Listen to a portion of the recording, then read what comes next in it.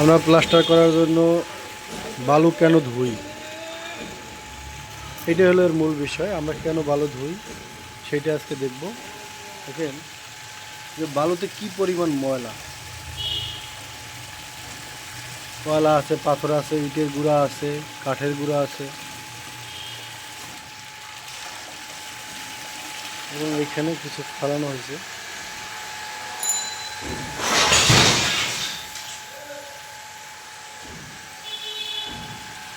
এখানে এই নেটটা ডাবল করে দেওয়া আছে। ডাবল করে দেওয়ার কারণে নর্মালি পানি দিলে এটা ওয়াশ হয় না, পরবর্তীতে পাম্প ছেড়ে এটা ওয়াশটা করতে হয়, এবং এর পরেও কিছু ময়লা আমাদের বালুর ভিতরে চলে যায়।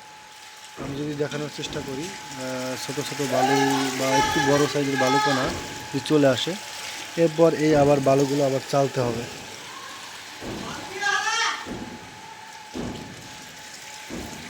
এই পানিটা ছাড়ো, এই উপরে তাহলে কাদাগুলো নিচে জমবে। পানিটা ছেড়ে পানিটা কমাই দাও।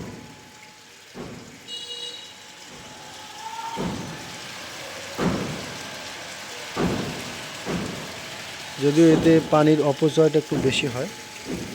এই উপরের যে ময়লাগুলো চলে যাবে তাড়াতাড়ি, এখানে যে কাদা থাকবে পানির সাথে, এই কাদাগুলো চলে যাবে।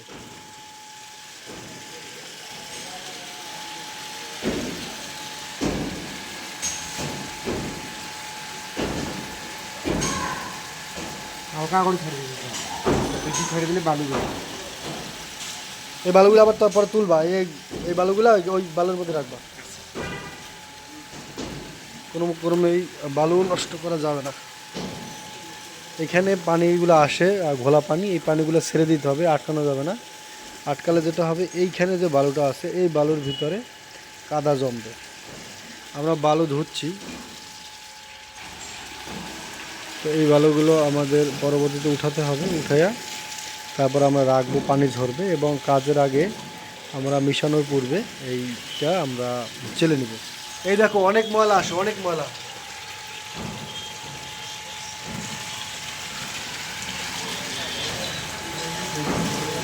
হ্যাঁ, না না বেশি ছোট না, এই তো বড় বড় ময়লা, এই যে কালো কালো দেখা যায়। তুমি ই করো, ওই ওই বালুগুলো ফালাইয়া তারপরে এই নেটটা পরিষ্কার করে নাও।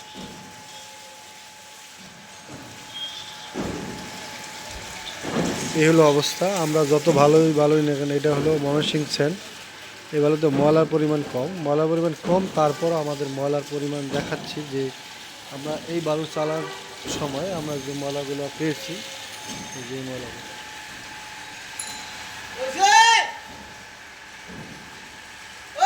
দেখেন কি পরিমাণ ময়লা আসে। এই বালুগুলো আবার চালতে হবে। এবার প্লাস্টারের আগে বালু চাইলা তারপরে মশলা সিমেন্ট মিক্স করতে হবে, ঠিক আছে? তাহলে যে পরিমাণ ময়লা, এই যে প্লাস্টারে ময়লা আসবে।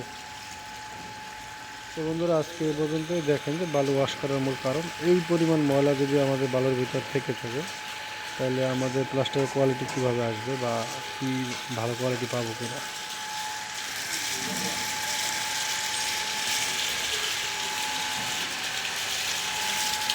ধন্যবাদ বন্ধুরা সবাই।